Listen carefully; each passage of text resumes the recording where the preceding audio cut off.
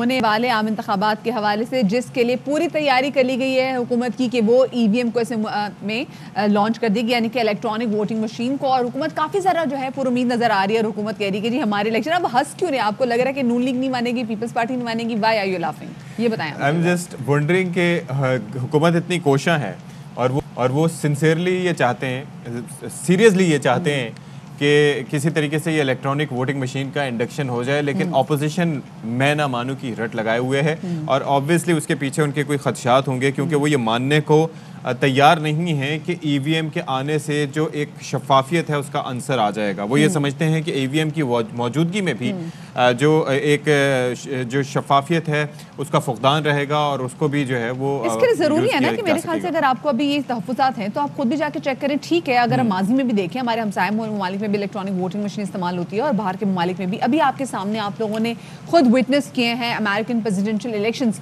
اس میں بھی electronic voting machine کا استعمال نہیں کیا گیا، کسی حد تک کیا گیا، کیونکہ اس پہ بھی لوگوں کو تحفظات ہے۔ لیکن آپ ایٹ لیسٹ اس پہ ساتھ میں بیٹھے تو صحیح، کیونکہ ہر جماعت کا یہ شکوہ ہوتا ہے کہ جی دھاندلی ہوگی، وہ جماعتیں جو کہ ہار جاتی ہیں۔ آپ کو کیا لگتا ہے کہ یہ کیا ذہنیت کا تعلق ہوتا ہے دھاندلی سے، یا مشینوں سے اس کو کافی حد تک کم کیا جا سکتا ہے؟ میرے خیال سے اس وقت جو مسئلہ یہ ہے نا، وہ یہ ہے کہ کوئی بھی ایک پیج پہ آنا چاہ نہیں رہا۔ حکومت بڑی کوشش کریے کہ اپوزیشن کو اس حوالے سے منائے اور ان کو ایک پیج پہ لے کر آئے اور ان کو کنونس کر سکے، جیسے پارلیمانی امور بابر رحمان بھی کہتے ہیں کہ حکومت ہر جگہ ای وی ایم دکھانے کو تیار بھی ہے، اور قانون سازی کا عمل رواں سال مکمل بھی ہو جائے گا۔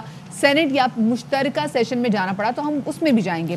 ساتھ میں بابر رحمان یہ بھی کہتے ہیں کہ جعلی ووٹ ڈالنے والوں کو الیکٹرانک ووٹنگ مشین سے خوف ہے۔ مطلب دیکھیں، ایک جانب اشفاق ہم دیکھنے کی کنونس کرنے کی کوشش کی جا رہی ہے، مذاکرات کی بات کی جا رہی ہے، خطوط لکھے جا رہے ہیں، دوسری جانب پھر ہم دیکھتے ہیں کہ ایسے کڑی تنقید بھی ہو رہی ہے اپوزیشن پہ۔ اور ایک اور چیز بھی ہے کہ کیا یہ ای وی ایم کے آنے سے یہ جو آپ نے دیکھا ہوگا وہ جو امریکن الیکشنز تھے اس کے اندر بھی یہ کہا جا رہا تھا کہ رشیا کی جانب سے ممکنہ طور پر ان کو ہیک کرنے کی کوشش کی گئی اور یہ کیا گیا، تو اس طرح کی کئی چیزیں ہیں۔ بہرحال اپوزیشن، دیکھیں شبلی فراز صاحب نے کہا تھا یہ مشین ہیک نہیں ہو سکتی کیونکہ اس میں انٹرنیٹ نہیں ہے۔ بٹ وہ کسی نہ کسی نیٹ ورک سے کنیکٹ تو ہوگی۔ ہاں، کسی نہ کسی، کیونکہ آف کورس اس نے سارے کے جو اپنے سارے ریزلٹس ہیں وہ بھی تو کہیں نہ کہیں جمع کروانے ہیں نا، تو مطلب کوئی نہ کوئی پروسیجر تو ہوگا۔ تو اٹس کوائٹ انٹرسٹنگ کہ اگر وہ انٹرنیٹ سے کنیکٹڈ نہیں ہوگی تو پھر اس کے اندر نیٹ ورکنگ کس طرح کی ہوگی، اگر نیٹ ورکنگ نہیں ہوگی تو کیا ہارڈ ڈرائیوز کے ذریعے اس کا ڈیٹا ادھر سے ادھر جائے گا، ہوگا کیا؟ تو یہ اپوزیشن کو پراپرلی بریف کریں تاکہ ان کے خدشات دور ہو سکیں۔ اپوزیشن کو خود چاہیے کہ اپوزیشن اس حوالے سے انٹرسٹ لے، لیکن اپوزیشن جیسے کہ مسلم لیگ نون کی رہنما مریم نواز کہتی ہیں کہ موجودہ حکومت سے مفاہمت تو دور، ان سے بات بھی نہیں کرنی چاہیے۔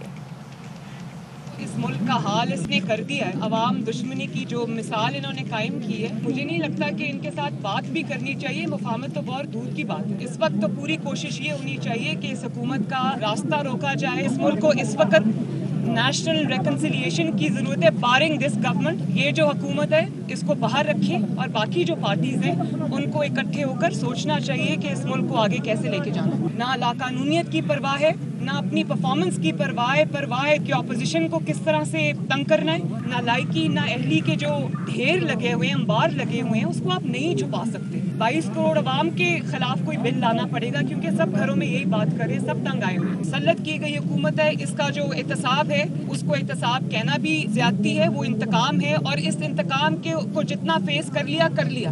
اب اس انتقام کو کے آگے پیش ہونا سب سے بڑی زیادتی ہے۔ جب میاں صاحب اور پی ایم ایل این یہ سمجھے گی کہ میاں صاحب کو واپس آنا چاہیے، وہ بالکل آئیں گے، لیکن اس حکومت کے آگے، اس کے انتقام کے آگے پیش ہونا کوئی عقل مندی نہیں ہے۔ چلیں جی، تو اسی پر موقف لے لیتے ہیں۔ وزیر اعظم کے معاون خصوصی عثمان ڈار صاحب ہمارے ساتھ موجود ہیں۔ بہت شکریہ جی، آپ نے ہمارے لیے وقت نکالا۔ یہ 2023 کی جو الیکشنز ہیں، جو کہ آئندہ عام انتخابات ہوں گے، اس میں حکومت چاہتی ہے کہ یہ ای وی ایم کا استعمال کیا جائے تاکہ شفافیت کا عنصر آ سکے، لیکن اپوزیشن اس حوالے سے انکاری ہے۔ تو آپ لوگ کیا قائل کر لیں گے؟ کیا توقعات ہیں آپ کو؟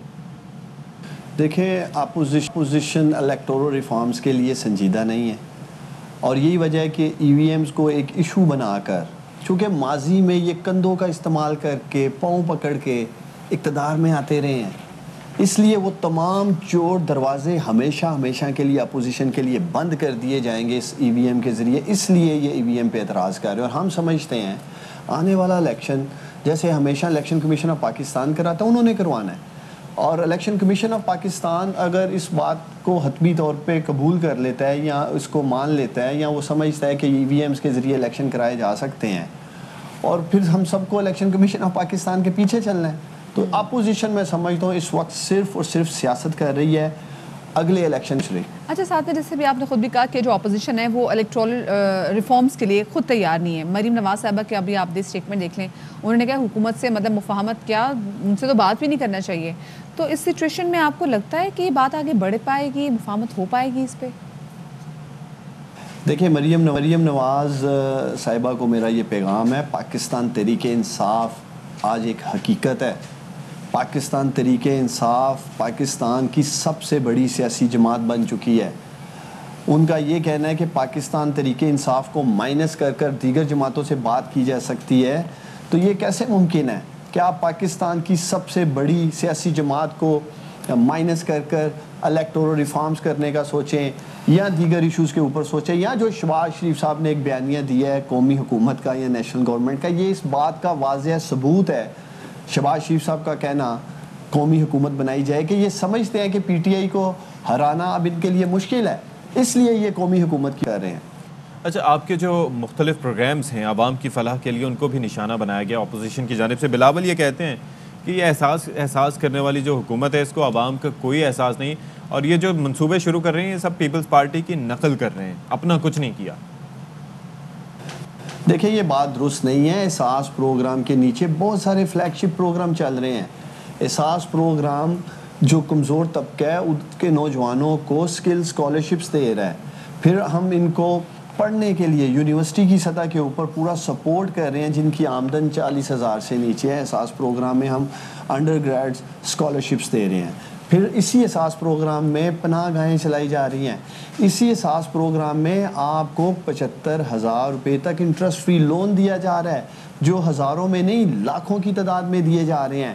کوئی بھوکا نہ سوئے, ایک زبردست کمپین ہے. تو یہ کہنا کہ احساس شاید ایک کیش ٹرانسفر پروگرام کا نام ہے, ایسا بالکل نہیں ہے. بے نظیر انکم سپورٹ پروگرام جس میں 110 ارب روپے رکھے جاتے تھے اور اس میں بھی ہینڈ پک لوگوں کو نوازا جاتا تھا, اس ڈیٹے کو فلٹر کر کر پرائم منسٹر عمران خان نے 110 ارب کو 260 ارب کر دیا ہے. تو یہ کہنا کہ شاید ہم بے نظیر انکم سپورٹ پروگرام کو لے کر احساس پروگرام رن کر رہے ہیں, ایسا بالکل نہیں ہے. ہم ان کو مناظرے کا چیلنج دیتے ہیں, کسی بھی ٹی وی چینل میں کسی بھی من پسند اینکر کے ساتھ مناظرہ کر لیں بے نظیر انکم سپورٹ پروگرام کا اور احساس کا. جی مناظرے کا چیلنج تو آپ نے دے دیا, لیکن کیونکہ عثمان ڈار صاحب آپ یہاں پر موجود بھی ہیں تو آپ کی موجودگی کا فائدہ اٹھاتے ہوئے سب سے پہلے آپ کو مبارکباد بھی دیں گے, کیونکہ آپ کے اس کامیاب نوجوان پروگرام کے تھرو تقریباً 30,000 نوجوان جو ہیں وہ اب برسر روزگار ہیں. آگے مزید آپ کا کیا ہدف ہے؟ دیکھیں کامیاب جوان پروگرام کا آغاز کرنے کا مقصد ہی جو 20 لاکھ نوجوان ہر سال جاب مارکیٹ میں آتے ہیں ان کے لیے روزگار پیدا کرنا ہے. اور میں اللہ تعالیٰ کا شکر ادا کرتا ہوں کہ اب تک ہم نے تقریباً کامیاب جوان پروگرام کے تمام پروگرامز کو ملا کر 42,000 سے زائد روزگار پیدا کیا ہے, اور ہمارا پہلا ہدف 1 لاکھ نوجوانوں کے لیے روزگار پیدا کرنا ہے. اور انشاءاللہ تعالیٰ مجھے امید ہے اسی سال کے آخر تک ہم 1 لاکھ نوجوانوں کے لیے روزگار پیدا کرنے کا ہدف انشاءاللہ تعالیٰ حاصل کر لیں گے.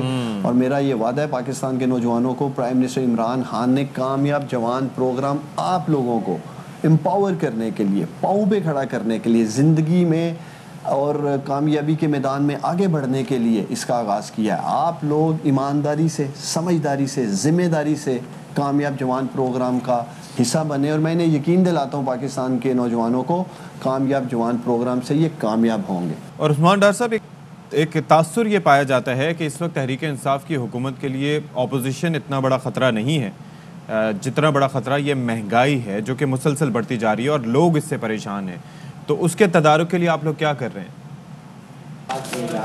دیکھیں دنیا بھر میں, یہ میرے ہاتھ میں انڈیکس ہے, 40% پوری دنیا میں انفلیشن مہنگائی ہوئی ہے. اب پاکستان بھی اسی خطے میں, اسی گلوب میں, اسی دنیا کے ساتھ جڑا ہے. کیسے ہو سکتا ہے کہ پوری دنیا میں 40% مہنگائی ہوئی ہے اور پاکستان میں نہ ہو؟ تو سب سے بڑی اور بنیادی وجہ پچھلے 1.5 سال سے کرونا پینڈیمک کی وجہ سے جو پوری تباہی ہوئی ہے معاشی طور پر دنیا سے, وہ ہے. میں یہ بھی سمجھتا ہوں کہ گورننس کو لے کر یا خود ساختہ مہنگائی کو لے کر جو آپ بات کرنا چاہ رہی ہیں کچھ ایشوز کے اوپر, اس کو ایڈریس کیا جا رہا ہے, اس کو امپروو کر رہے ہیں. تمام ذخیرہ اندوزوں کو آڑے ہاتھوں لے رہے ہیں, پینلٹیز ڈالی جا رہی ہیں, قوانین کو سخت کرنے کی طرف جا رہے ہیں. اور جو لوگ مجھے سن رہے ہیں میں آپ کو یقین دلاتا ہوں پرائم منسٹر عمران خان شب و روز اپنے کمزور طبقے کے لیے جس کو آج ان تمام مشکلات کا سامنا، اور ہمیں اس بات کا بھی ادراک ہے کہ پاکستانی مشکل وقت سے گزرے ہیں، اچھا وقت کا آغاز ہو گیا ہے، ریکوری کی طرف ہم جا رہے ہیں، اور اگلے 2 سال ہماری تمام تر توجہ گروتھ پہ ہے، جس سے جاب کریشن ہوگی، خوشحالی آئے گی، لوگوں کو ریلیف دینے پہ ہے، نوجوانوں کے لیے روزگار پیدا کرنے کے اور معیشت درست کرنے کا. چلیں جی، اللہ کرے ایسے ہی. جی عثمان ڈار صاحب ہمارے ساتھ موجود تھے.